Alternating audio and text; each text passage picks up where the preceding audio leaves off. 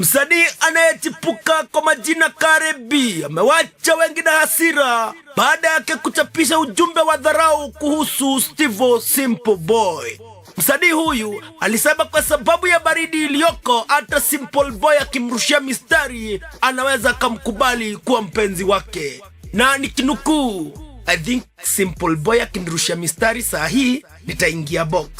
Mashabiki wake walichukulia chapisho hili kama dharau kwa Stevo Simple Boy na wakamkashifu kwa maneno mazito. Kwa mfano, mgondi wa Njohi alimwambia hivi: "Woman, kwanza maliza tumbo nne and then uongee. Sauti uko nayo, sura huna, kasia."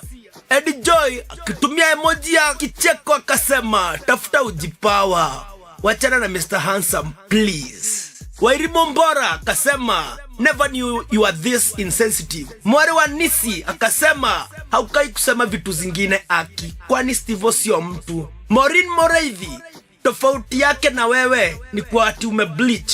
Wakati cheche za maneno ziliongezeka na zikawa nyingi, Honsinia akamshauri, "Delete this post tafadhali." Kareh B akasita kabisa na akasema, "No, I will not."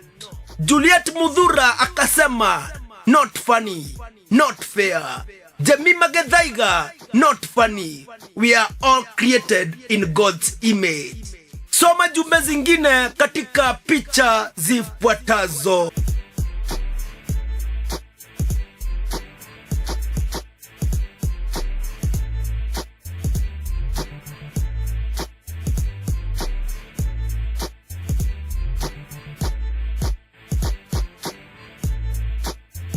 Iwapo Kareh B ataomba msamaha ni jambo la kusubiriwa. Nikiripotia Ufanisi TV, mimi naitwa Ufanisi.